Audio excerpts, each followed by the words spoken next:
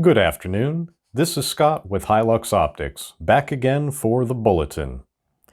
Valentine's Day was earlier this week. Did your loved one get you a box of ammo? Comment below with the best gift you've received on Valentine's. After the break, our main story: shooting 2 miles in the 1800s.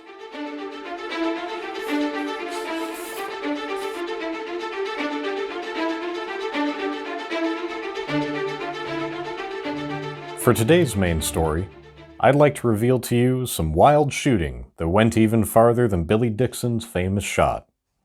Springfield's Sandy Hook tests of 1879. Imagine, if you will, 2 miles of sandy beach. At one end is you, with a selection of rifles featuring prototype cartridges and heavyweight bullets.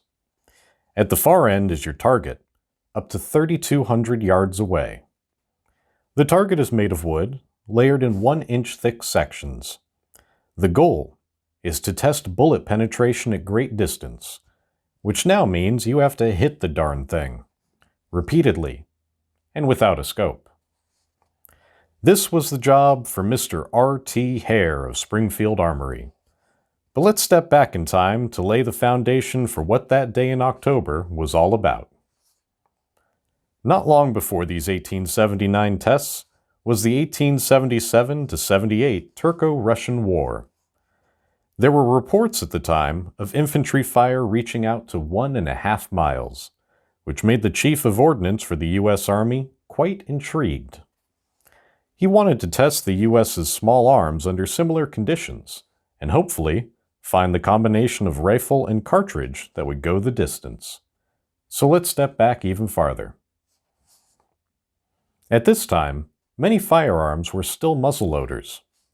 Breechloaders existed out in the world, and the military was looking at switching from the older to the newer system.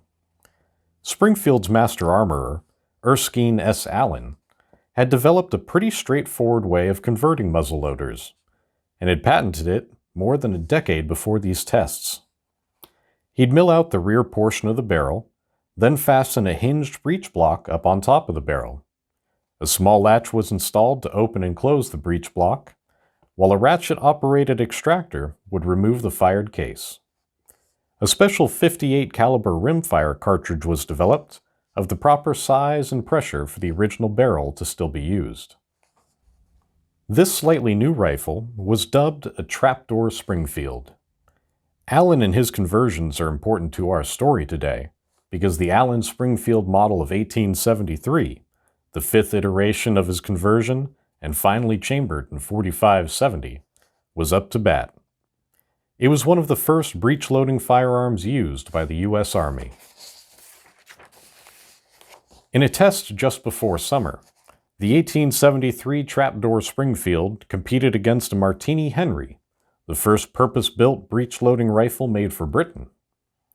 The Martini's action was unquestionably of stronger design, but both rifles were expected to at least hit the targets sitting at 1,000 or 1,500 yards distant. Both rifles were in the neighborhood of 9 pounds, had 33-inch barrels, used .45 caliber rounds, and probably kicked like a mule. The Springfield used a .45-70 cartridge with 405 grains of lead, while the Martini used a .450 577 cartridge with 480 grains of lead. A minor change to the Springfield's cartridge enabled the trapdoor to function for even more testing. Using a slightly longer case and 15 extra grains of powder, the .45-85 405 cartridge was put to the test in the Springfield as well. It was found that the rifles were grouping roughly the same at 1,000 yards, with an average group radius of 3 feet. From a machine rest, the rifles were expected to hold around 4 MOA of precision. This means that Mr. Hare, using a sandbag at the muzzle and a steel butt plate at the rear, was holding groups just as tight as an immobile firing platform, with iron sights, and roughly 180 to 200 MOA of adjustment. The ballistic arc was so pronounced that the vertical spread was nearly double the horizontal spread of the groups, as the bullet came down at the target like a mortar round. The 1,000 and 1,500-yard tests were conducted at Longmeadow, Massachusetts, about 80 miles west of Boston. To reach out even farther, it was decided that the beaches at Sandy Hook, New Jersey, would provide ample room for some October testing. As an added bonus, the splash from the sand might make it easier to identify the impacts. I'll be honest with you. From the sound of the reports, it seems like they had someone hanging out near the target to keep an eye on where the bullet landed.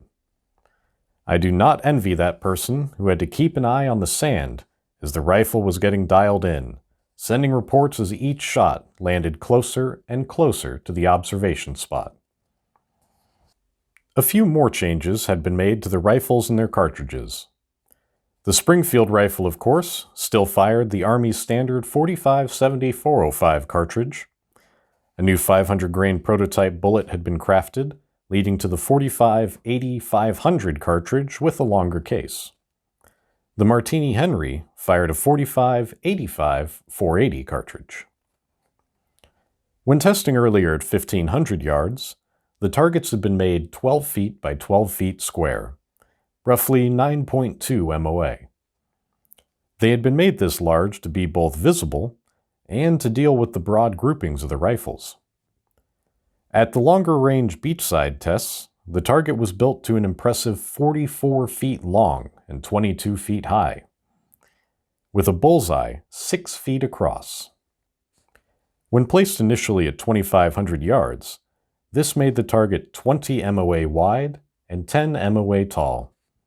When the target was later moved to 3,200 yards, it was equivalent to 15.7 by 7.9 MOA. As it turned out, all three cartridges were able to reach 2,500 yards, with varying degrees of success. The 45-70-405 service load made contact 5 times out of 70 shots. The long-range 45-80-500 load managed 4 hits in 30 shots. Meanwhile, the Martini Henry's 45-85-480 hit just a single time out of 80 shots. I have a feeling they kept shooting the Martini until they finally got a hit. To look at these impacts another way, the 500-grain bullet hit the target 13% of the time. The 405-grain bullet hit 7%. The 480-grain managed just a single impact. To get the sights on target, a special extension to the rear sight had to be built. The 45-70-405 cartridge needed to be fired at a severe 17 degrees and 8 minutes to reach 2,500 yards. The 45-80-500 needed a comparatively meager 10 degrees and 38 minutes. The neck-down 45-85-480 sat in the middle at 13 degrees and 20 minutes. There is 60 minutes and 1 degree. That means the sights needed to provide somewhere between 638 and 1,028 MOA of adjustment. The purpose of the test wasn't precision, though. It was penetration. So while I've been focusing on whether or not these rifles could even hit the target, I've been neglecting how much force they actually carried to the target. Unsurprisingly, the 500-grain projectile penetrated the wood-paneled targets the most, at 5 1/4 inches. The 405-grain managed the least, with 1 1/8 inches. The tests also revealed a limit to the Martini Henry's range, at around 3,200 yards. It was found that if the rifle was pointed any more up, the range decreased. If pointed any lower, the range decreased as well.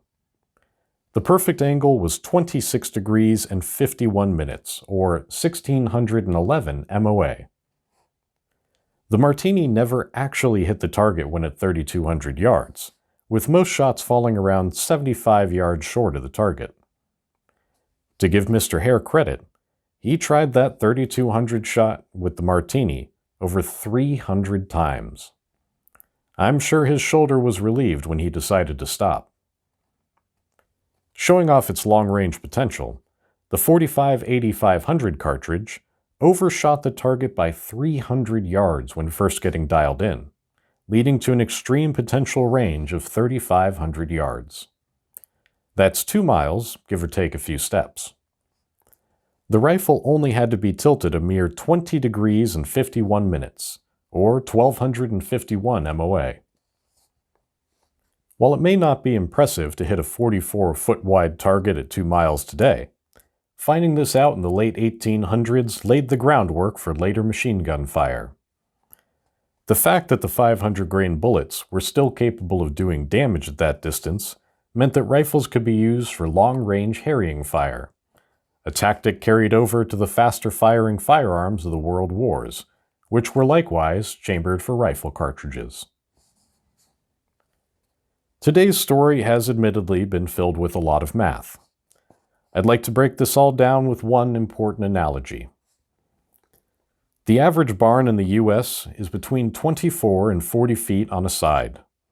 Intentional or not, Mr. R.T. Hare found himself capable of hitting the broad side of a barn at 2 miles, using iron sights and rifles built in the mid-19th century, stabilized only by a muzzle rest.